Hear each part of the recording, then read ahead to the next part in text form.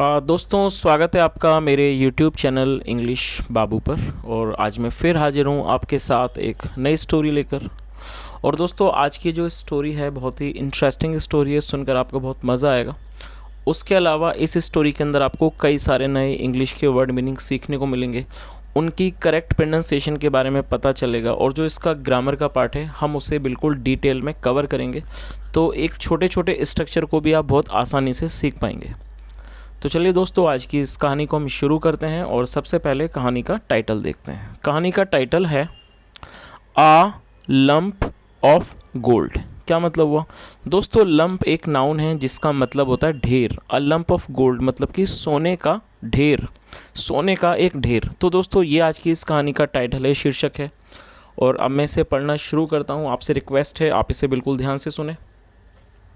और आपसे एक और रिक्वेस्ट है, यदि आपको कोई भी नया वर्ड मिले तो आप उसे नोट भी ज़रूर करें। तो चलिए इसको शुरू करते हैं।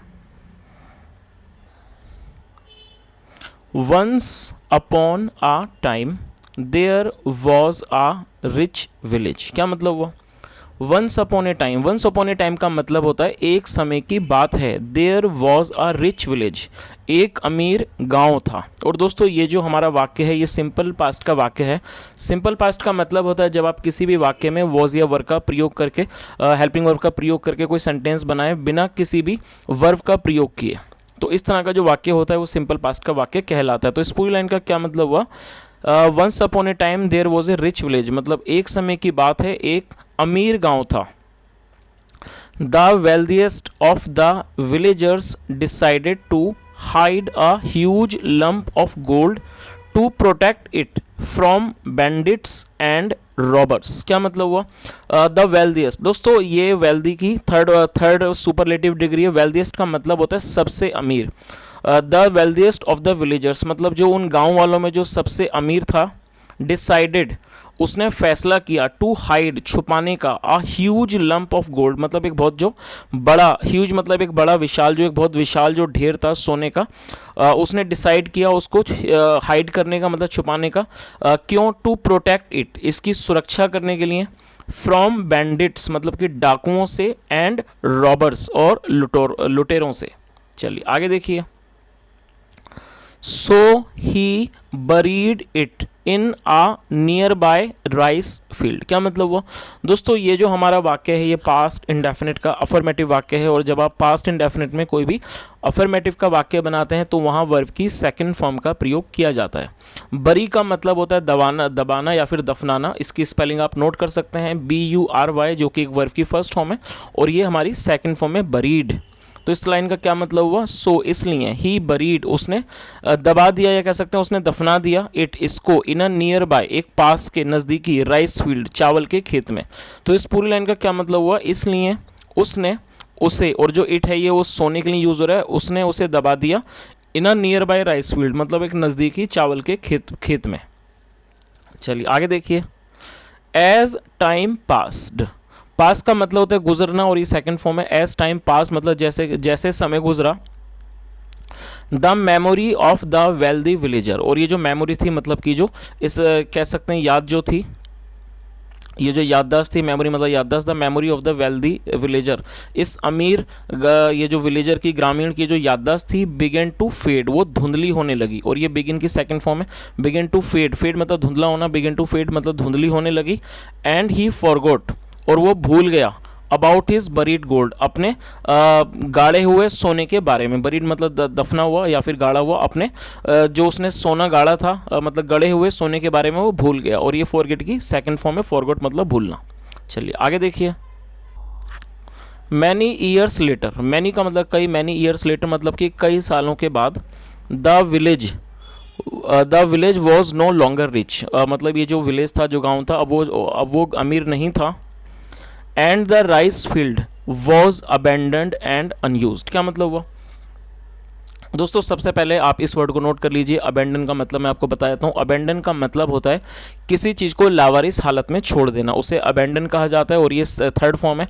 और ये जो हमारा वाक्य है ये पास्ट इंडेफिनिट का पैसिव वॉइस का वाक्य है। तो जब आप ऐसा कोई भी वाक्य जहाँ पर वॉज या वर्ब का प्रयोग किया जाता है और साथ में थर्ड फॉर्म का प्रयोग किया जाता है, तो इस तरह का जो वाक्य है वो पास्ट इंडेफिनिट का पैसिव वॉइस का वाक्य कहलाता है। तो ये हमारा पैसिव वॉइस का वाक्य है। तो इस लाइन का क्या मतलब हुआ, and the rice field was abandoned, और वो जो राइस फील्ड मतलब चावल के का जो खेत था, फील्ड थी, वॉज अबेंडेंड, उसे लावारिश छोड़ दिया गया, एंड अनयूज्ड, और उसे अनयूज्ड मतलब कि बिना इस्तेमाल के छोड़ दिया गया। अनयूज्ड का मतलब होता है जो चीज़ इस्तेमाल में ना हो, और ये भी एक एडजेक्टिव है, आप इसे नोट कर सकते हैं। और दोस्तों ये दोनों के दोनों, अबेंडेंड एक एडजेक्टिव भी और साथ में वर्ब भी है, लेकिन यहाँ इसको वर्ब के रूप में प्रयोग किया गया है। चलिए आगे देखिए। अ पुअर फार्मर, एक गरीब किसान, who had no other place to go, जिसके, और हु एक रिलेटिव प्रोनाउन है, हु मतलब जो, who had no other place to go मतलब जिसके पास कोई भी जगह नहीं थी जाने के लिए, डिसाइडेड टू प्लग, प्लग का मतलब होता है हल जोतना, उसने डिसाइड किया, फैसला किया, टू प्लग जोतने की मतलब कि हल जोतने की, द फील्ड मतलब उस खेत में हल जोतने का उसने फैसला किया, फॉर इज लिविंग अपने जीवन निर्वाह के लिए, लिविंग का मतलब जीवन निर्वाह, अपने जीवन निर्वाह के लिए। When he was plugging it, और व्हेन ही वॉज प्लगिंग जब वह हल जोत रहा था, इट जस्ट सो हैपेंड ऐसा हुआ दैट कि हिज प्लग जो उसका हल था, struck the long forgotten buried treasure, वो उस जो लॉन्ग फॉरगॉटन मतलब जो बहुत भूला हुआ मतलब पुराने समय का जो भूला हुआ दबाया हुआ जो ट्रेजर था, खजाना था, उससे उसका हल टकरा गया, और ये स्ट्रक मतलब टकराना, टकरा गया। चलिए आगे देखिए। ही थॉट, और ये थिंक की सेकंड फॉर्म है, ही थॉट उसने सोचा, it must be a very hard tree root, उसने क्या सोचा, इट मस्ट बी। और दोस्तों मस्ट बी का प्रयोग किया जाता है जब हम किसी भी वाक्य में अवश्य का प्रयोग करना चाहते हैं। तो उसने क्या सोचा, ही थॉट मतलब उसने सोचा, it must be a very hard tree root मतलब ये जरूर एक बहुत सख्त पेड़ की जड़ होगी, रूट मतलब जड़। तो उसने क्या सोचा, ये जरूर एक मतलब कि पेड़ की कोई हार्ड मतलब एक सख्त जड़ होगी। बट लेकिन when he uncovered it, uncover का मतलब होता है किसी चीज़ को हटाना, और जब उसने उसे हटाया, ही सॉ उसने देखा, और ये सी की सेकंड फॉर्म में ही सॉ उसने देखा, दैट कि it was a huge lump of shining gold, वो क्या था कि it was a huge lump मतलब बहुत बड़ा विशाल एक ढेर था, ऑफ शाइनिंग गोल्ड चमकते हुए सोने का। चलिए आगे देखिए। Scenes it was day time क्योंकि ये दिन का समय था, ही वॉज अफ्रेड, अफ्रेड का मतलब होता है डर होना, ही वॉज अफ्रेड उसे डर था, to try and take it उसे मतलब कोशिश करने कोशिश करना मतलब उसे इस चीज़ का डर था कि वो कोशिश करे और इसको लेके जाए, विद हिम अपने साथ, क्विकली मतलब जल्दी ही कवर्ड इट अप अगेन उसने उसे दोबारा ढक दिया, एंड वेटेड फॉर नाइटफॉल और उसने इंतज़ार किया फॉर नाइटफॉल मतलब रात होने का। चलिए आगे देखिए।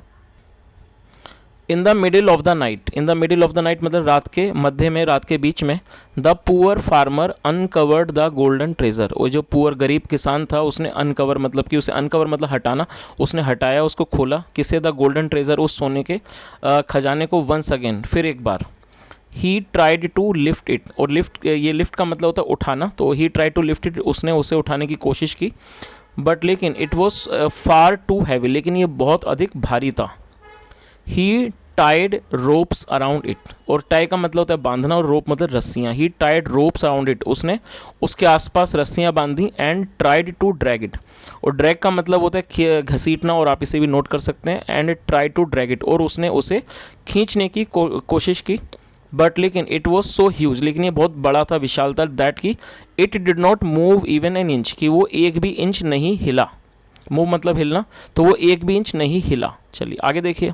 और दोस्तों ये जो वाक्य है आप इसे भी नोट कर सकते हैं, ये पास्ट इंडेफिनिट का नेगेटिव वाक्य है, और जब आप पास्ट इंडेफिनिट में कोई भी नेगेटिव का वाक्य बनाना चाहते हैं तो आपको डिड नॉट का प्रयोग करना होता है, और डिड नॉट के बाद वर्ब की फर्स्ट फॉर्म का प्रयोग किया जाता है। तो ये वर्ब की फर्स्ट फॉर्म में मूव, तो इस पूरी लाइन का ये मतलब हुआ कि इट वॉज ए ह्यूज मतलब ये बहुत विशाल था, इतना कि it did not move even an inch मतलब ये एक इंच भी नहीं हिला। चलिए आगे देखिए। द पुअर फार्मर थॉट, वो जो गरीब किसान था उसने सोचा, I am lucky to find a treasure मतलब कि मैं भाग्यशाली हूँ, आई एम लक्की मतलब मैं भाग्यशाली हूँ, टू फाइंड अ ट्रेजर मतलब कि टू फाइंड अ ट्रेजर मतलब मुझे एक खजाना मिला, बट लेकिन अनलकी लेकिन अनलकी हूँ, अनलकी का मतलब होता है कि जो व्यक्ति भाग्यशाली ना हो या फिर अभागा मतलब अभागा हूँ, not to be able to मतलब क्योंकि not to be able to take it with me क्योंकि मैं इसे अपने साथ ले जाने में असमर्थ हूँ। चलिए आगे देखिए। ही बिकेम फ्रस्ट्रेटेड, और दोस्तों फ्रस्ट्रेटेड एडजेक्टिव है जिसका मतलब होता है चिढ़ जाना, खींच जाना, और जब आप किसी भी एडजेक्टिव को वाक्य में यूज़ करना चाहते हैं तो आपको सपोर्टिंग वर्ब की ज़रूरत होती है। तो यहाँ पर वर्ब की बिकम का यूज़ किया गया है और ये पास्ट इंडेफिनिट है, तो इसलिए यहाँ पर बिकम की सेकंड फॉर्म बिकेम का प्रयोग किया गया है। तो क्या मतलब हुआ, ही बिकेम फ्रस्ट्रेटेड, मतलब वो बहुत ज़्यादा हताश हो गया।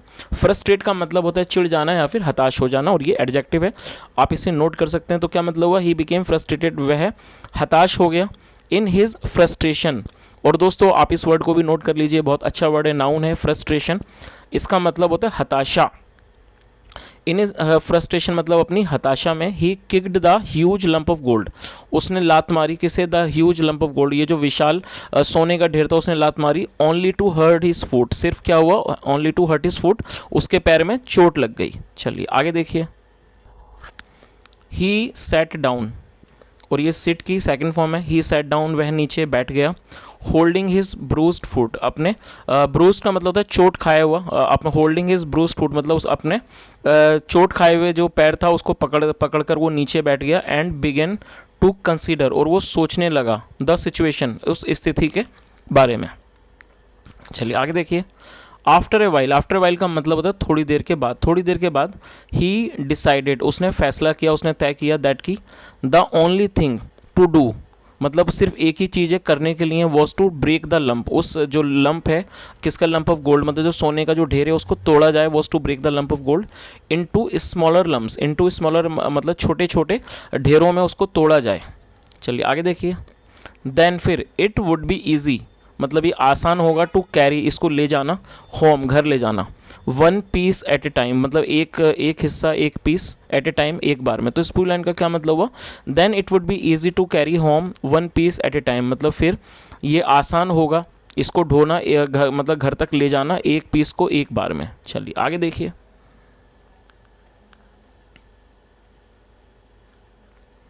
With a calm mind he broke the huge lump of gold into 4 smaller lumps, क्या मतलब हुआ। और दोस्तों आप इस वर्ड को नोट कर सकते हैं, CALM, इसे काम पढ़ा जाता है क्योंकि इसमें L साइलेंट है, तो इसे काम पढ़ेंगे। और काम एक एडजेक्टिव है जिसका मतलब होता है शांत। विद ए काम माइंड मतलब एक ठंडे दिमाग से, कह सकते हैं एक शांत दिमाग से। ही ब्रोक, उसने तोड़े, द ह्यूज लंप, उस विशाल ढेर को, विशाल ऑफ गोल्ड, सोने का जो विशाल ढेर था उसने उसको तोड़ा। इनटू 4 स्मॉलर लम्प्स, मतलब 4 छोटे लम्प्स में, ढेरों में उसने उसको तोड़ा। विच ही कैरीड होम, जिसे वो अपने घर ले गया। On 4 separate trips, on 4 separate मतलब कि 4 सेपरेट भी एडजेक्टिव है, आप इसे नोट कर सकते हैं जिसका मतलब होता है अलग अलग। ऑन 4 सेपरेट ट्रिप्स मतलब 4 अलग अलग ट्रिप्स में, यात्राओं में वो उनको अपने घर ढोकर ले गया। चलिए आगे देखिए, और दोस्तों यहाँ पर आप इस चित्र को भी देख सकते हैं कि ये जो व्यक्ति है, किसान है, गरीब किसान, वो सोने को बहुत ही, एक छोटे से सोने को बड़े आराम से ले जा रहा है। चलिए आगे देखिए, ही sold the lumps of gold, क्या मतलब हुआ। और ये दोस्तों आप इस वर्ड को नोट कर सकते हैं, सेल की सेकंड फॉर्म है सोल्ड, सोल्ड सेल मतलब बेचना और सोल्ड मतलब बेच दिया। ही sold the lumps of gold, उसने जो इस सोने के जो ढेर थे ऑफ गोल्ड, सोने के, उसे उसने बेच दिया। In a near by village, एक नज़दीकी गांव में। For a large some of money, बहुत एक लार्ज सम ऑफ मनी मतलब मोटी रकम, एक मोटी रकम के लिए उसने उसको बेच दिया। एंड और देयर आफ्टर, उसके बाद, द पुअर फार्मर, ये जो गरीब किसान था, लिव्ड हैप्पीली, वो खुशी से रहा, विद हिज फैमिली, अपने परिवार के साथ। चलिए दोस्तों अब इस कहानी का जो मॉरल है हम उसे भी एक बार देख लेते हैं। वाइजली सेड मतलब इसे बुद्धिमानी से कहा गया है। थिंक बिफोर यू एक्ट, मतलब कि बिफोर यू एक्ट मतलब कुछ भी करने से पहले, कोई भी काम करने से पहले थिंक, उसके बारे में सोचो। थिंक बिफोर यू एक्ट मतलब कुछ करने से पहले सोचो। तो दोस्तों ये आज की एक बहुत छोटी सी कहानी थी, और जैसा हमने देखा इस कहानी के अंदर जो इस कहानी का जो मॉरल है बहुत ही अच्छा है कि हम कुछ भी करें उससे पहले हमें अच्छी तरह से सोचना चाहिए। और यदि आपको आज की कहानी अच्छी लगी हो तो, और मेरा पढ़ाने का प्रयास भी आपको अच्छा लगा हो, तो आपसे रिक्वेस्ट है वीडियो को ज़रूर लाइक करें, शेयर करें, चैनल को ज़रूर सब्सक्राइब करें, और कमेंट करके ज़रूर बताएं यदि आपका कोई भी सुझाव हो। सुनने के लिए thank you so much. Have a nice day and bye.